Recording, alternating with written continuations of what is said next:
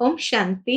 आज 13 अगस्त 2022 के बाबा के अनमोल मधुर महावाक्य सुनेंगे। आज की मुरली में बाबा ने एक बहुत गुह्य बात सुनाई है।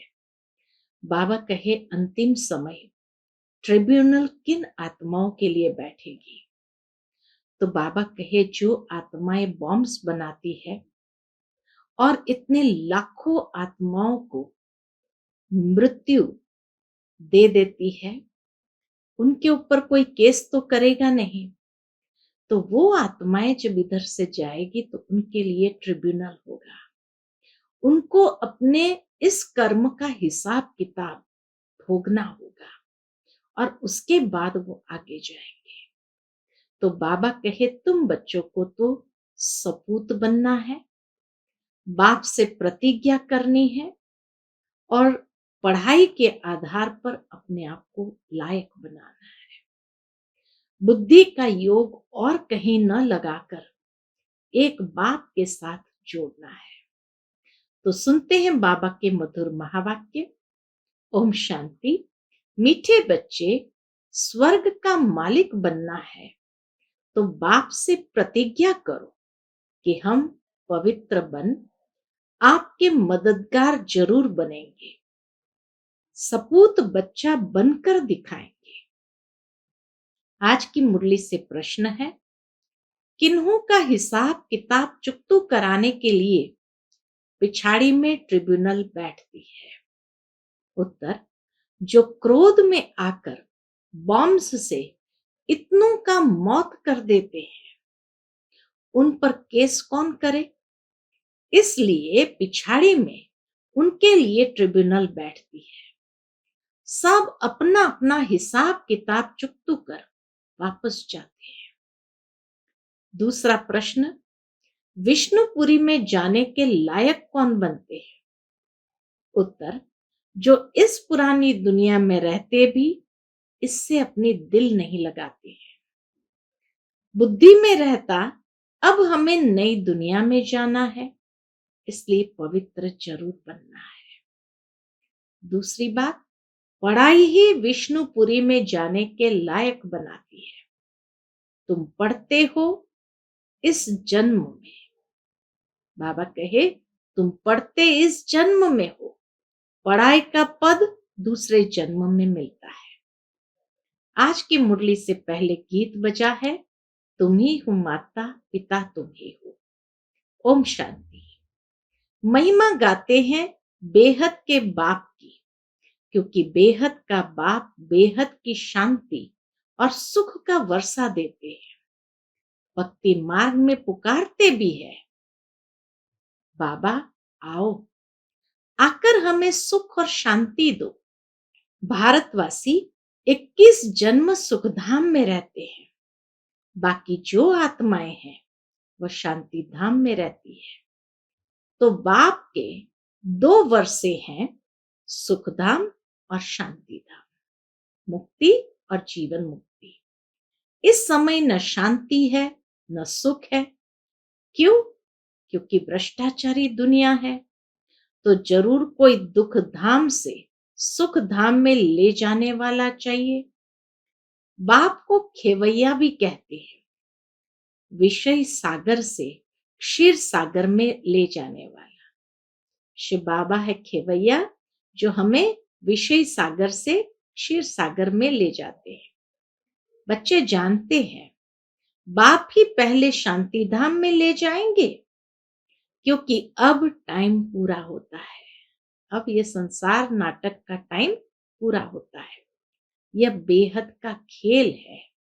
इसमें ऊंचते ऊंच मुख्य क्रिएटर, डायरेक्टर, मुख्य एक्टर कौन है। क्रिएटर, डायरेक्टर, मुख्य एक्टर कौन है। ऊंचते ऊंच है भगवान। उनको सबका बाप कहा जाता है। वह स्वर्ग का रचयिता है। फिर जब मनुष्य दुखी होते हैं तो लिबरेट भी करते हैं। रूहानी पंडा भी है। सभी आत्माओं को शांति धाम में ले जाते हैं। वहां सब आत्माएं रहती है। यह ऑर्गन्स यहां मिलते हैं, जिससे आत्मा बोलती है। ये ऑर्गन से ही आत्माएं बोलती है। आत्मा खुद भी कहती है, जब मैं सुखधाम में थी तो शरीर सतो प्रधान था। मैं आत्मा 84 जन्म भोगती हूँ। सतयुग में 8 जन्म, त्रेता में 12 जन्म पूरे हुए, फिर फर्स्ट नंबर में जाना है। बाप ही आकर पावन बनाते हैं, आत्माओं से बात करते हैं। बाबा, हम आत्माओं से बात करते हैं। आत्मा शरीर से अलग है तो कुछ बात नहीं कर सकती। जैसे रात में शरीर से अलग हो जाती है, आत्मा कहती है, मैं इस शरीर से काम कर थक गया हूं, अब विश्राम करता हूं। आत्मा और शरीर दोनों अलग चीज है। यह शरीर अब पुराना है। यह है ही पतित दुनिया। भारत नया था तो इसको स्वर्ग कहा जाता था, अभी नरक है। सब दुखी है। बाप आकर कहते हैं, इन बच्चियों द्वारा तुमको स्वर्ग का द्वार मिलेगा। बाबा आकर सभी मनुष्य को कहते हैं, इन बच्चियों द्वारा तुमको स्वर्ग का द्वार मिलेगा। बाप शिक्षा देते हैं। क्या शिक्षा देते हैं? पावन बन स्वर्ग का मालिक बनो। पतित बनने से तुम नर्क के मालिक बन पड़े हो। यहाँ 5 विकारों का दान लिया जाता है। आत्मा कहती है, बाबा आप हमको स्वर्ग का मालिक बनाते हो। हम प्रतिज्ञा करते हैं, हम पवित्र बन आपके मददगार जरूर बनेंगे। बाप का बच्चा जो ओबीडियंट रहते हैं, बाबा कहे, बाप का बच्चा जो ओबीडियंट रहते हैं उन्हें सपूत कहा जाता है। जो ओबीडियंट है उसको ही सपूत कहा जाता है। कपूत को वर्षा मिल ना सके। यह बाप बैठ समझाते हैं, निराकार भगवान की निराकार आत्माएं बच्चे हैं। फिर प्रजापिता ब्रह्मा की संतान बनते हैं।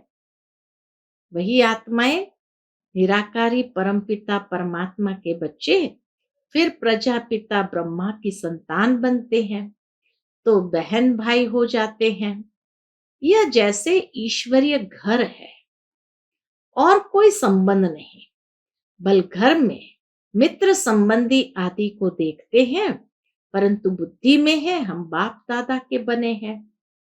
वह बाप या दादा बैठे हैं। यहाँ गर्भ जेल में तो सजाएं खाते हैं।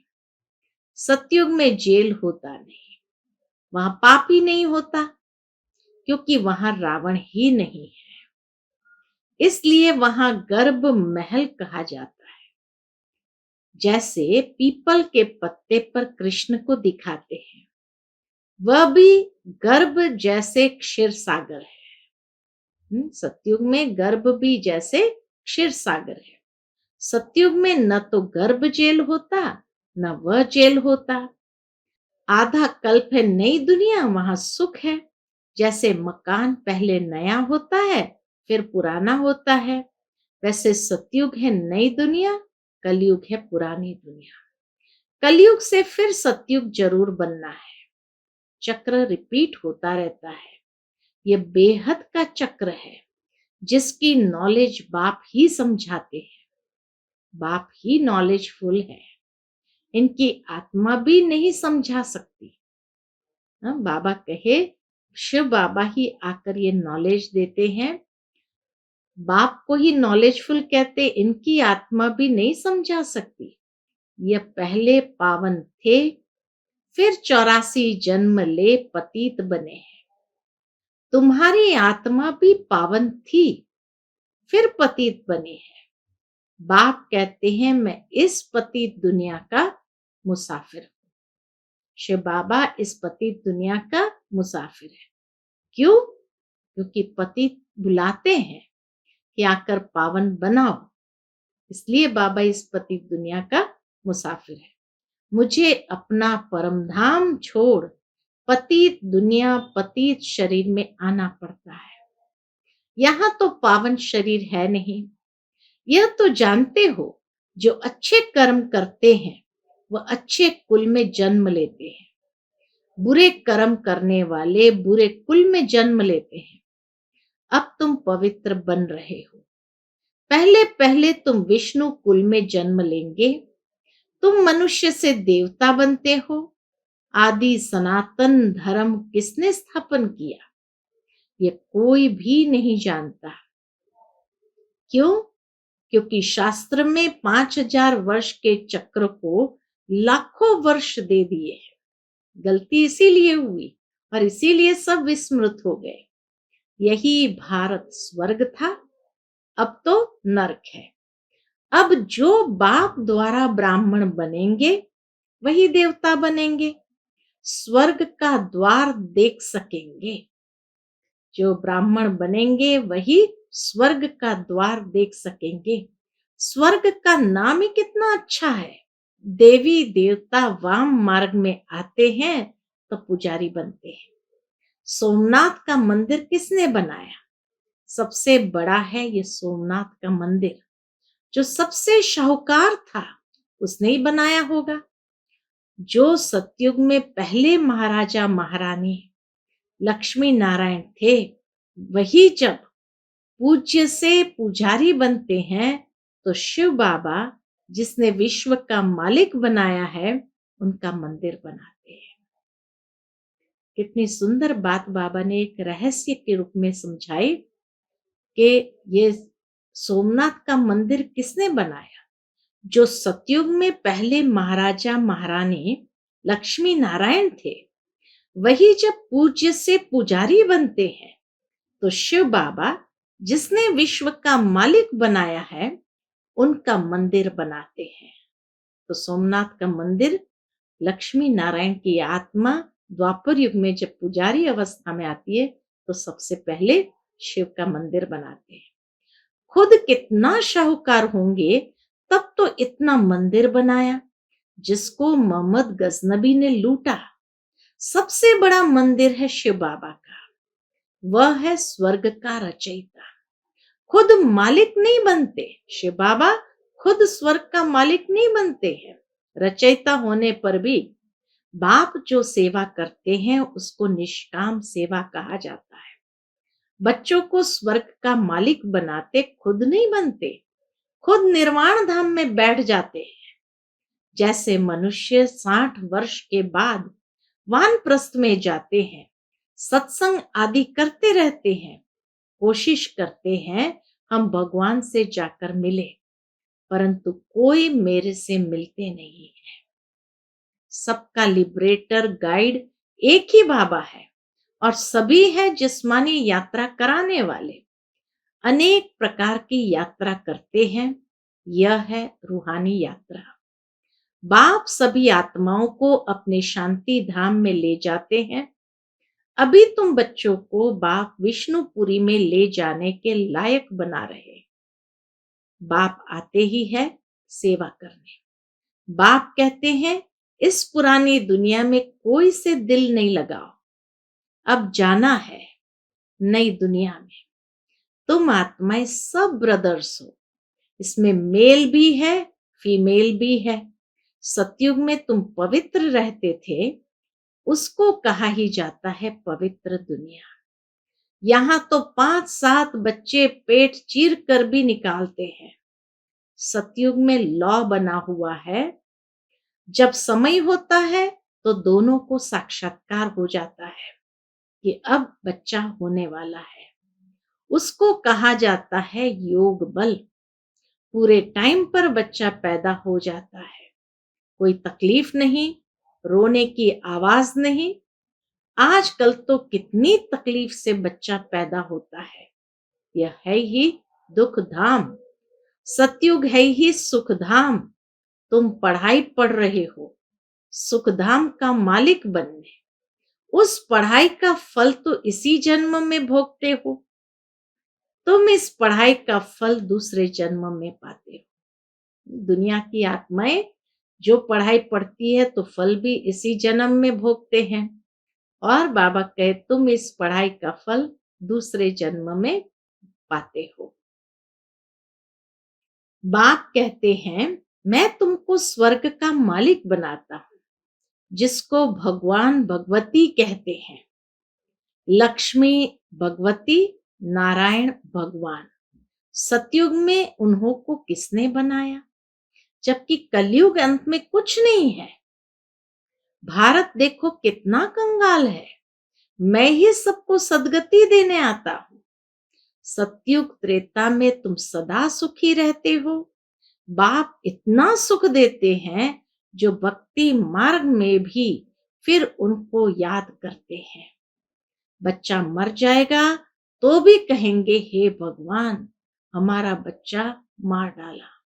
बाप कहते हैं, जबकि तुम कहते हो सब कुछ ईश्वर ने ही दिया है, उसने ही लिया है, फिर रोते क्यों हो, मोह क्यों रखते हो? सतयुग में मोह होता ही नहीं।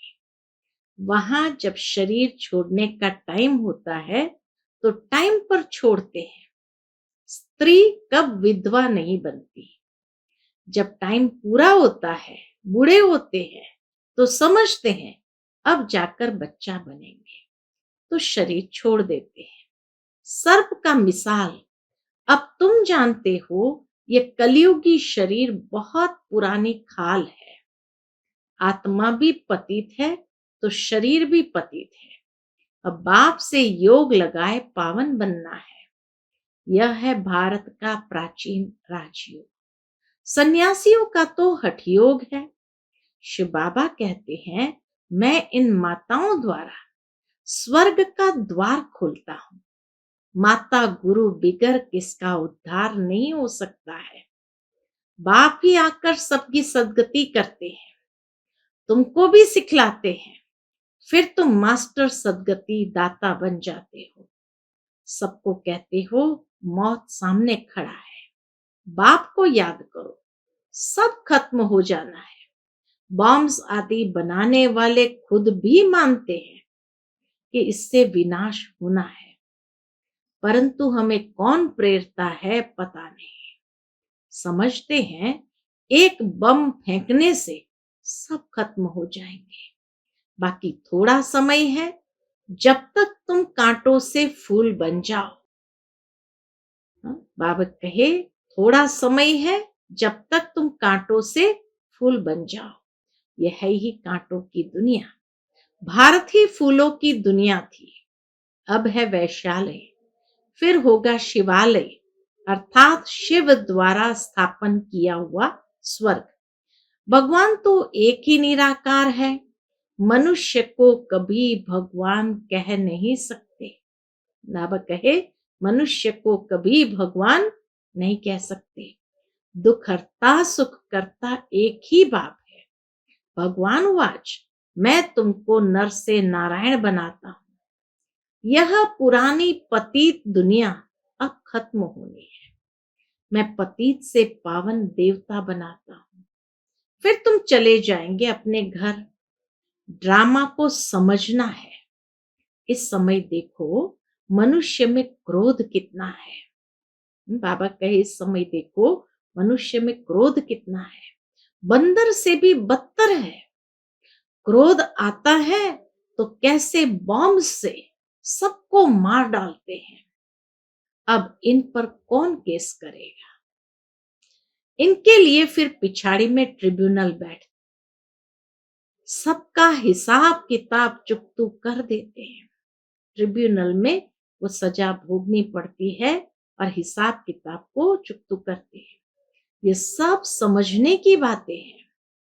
बाप कहते हैं, हे आत्माएं, मैं तुम्हारा बाप आया हुआ हूं। आप मेरी श्रीमत पर चलो तो श्रेष्ठ स्वर्ग के मालिक बन जाएंगे। कितना प्यार से बाबा हम बच्चों को एक एक बात की समझाने देते। वह मनुष्य तो मनुष्यों के गाइड बनते हैं, बाप गाइड बनते हैं किसके? सर्व आत्माओं के। आत्मा ही कहती है, हे पतित पावन, अब बाप हमको पुण्य आत्मा बना रहे हैं। स्वर्ग में रूहानी बाप होता नहीं, वहां तो है ही प्रारब्ध। ये यूनिवर्सिटी है, राजयोग बाप के सिवाय कोई सिखला नहीं सकते। बाप कहते हैं मैं इस शरीर का लोन लेकर आता हूं, आत्मा तो दूसरे शरीर में आ सकती है ना। आत्मा तो दूसरे शरीर में आ सकती है ना। ये ड्रामा की नूंद है। इनको फिरने में 5000 वर्ष लगता है। कहते हैं पत्ते पत्ते में ईश्वर है। पत्ता हिलता है, इनमें आत्मा है, लेकिन नहीं। बाबा समझाते, लेकिन नहीं, ये हवा से हिलते हैं। ये पत्ते हवा से हिलता है। तुम जैसे यहाँ बैठे हो, फिर 5000 वर्ष बाद बैठेंगे। अब बाप से वर्षा लिया सो लिया, नहीं तो फिर कभी नहीं ले सकेंगे। बाबा कहे अभी लिया सो लिया, नहीं तो फिर कभी ले नहीं सकेंगे। इस समय ही ऊंची कमाई कर सकते हो, फिर सारे कल्प में ऐसी ऊंची कमाई हो नहीं सकती। अच्छा, मीठे मीठे सिकेलते बच्चों प्रति माता पिता बाप दादा का याद प्यार और गुड मॉर्निंग। रूहानी बाप की रूहानी बच्चों को नमस्ते। हम सब रूहानी बच्चों की रूहानी माता पिता बाप दादा को याद प्यार, गुड मॉर्निंग और नमस्ते। नमस्ते। शुक्रिया बाबा, शुक्रिया। आज की मुरली से धारणा के लिए मुख्य सार है। पहली पॉइंट, समय बहुत थोड़ा है, इसलिए कांटों से फूल बन सबको फूल बनाना है।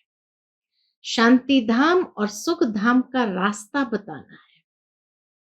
दूसरी पॉइंट, वैष्णव कुल में जाने के लिए अच्छे कर्म करने हैं, पावन जरूर बनना है, सदा रूहानी यात्रा करनी और करानी है।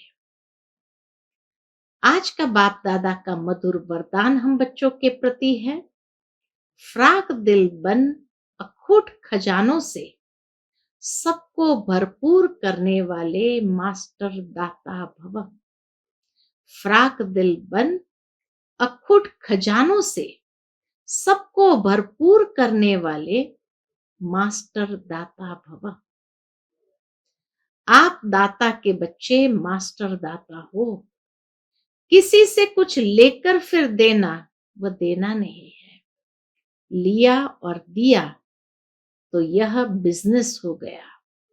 दाता के बच्चे फ्राक दिल बन देते जाओ।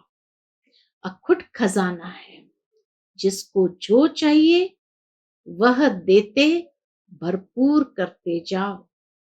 किसी को खुशी चाहिए, स्नेह चाहिए, शांति चाहिए, देते चलो। यह खुला खाता है, हिसाब किताब का खाता नहीं है। दाता की दरबार में इस समय सब खुला है, इसलिए जिसको जितना चाहिए उतना दो, इसमें कंजूसी नहीं करो। आज का स्लोगन है, अपनी मनसा वृत्ति को ऐसा पावरफुल बनाओ जो खराब भी अच्छा हो जाए। अपनी मनसा वृत्ति को ऐसा पावरफुल बनाओ जो खराब भी अच्छा हो जाए। अच्छा, ओम शांति।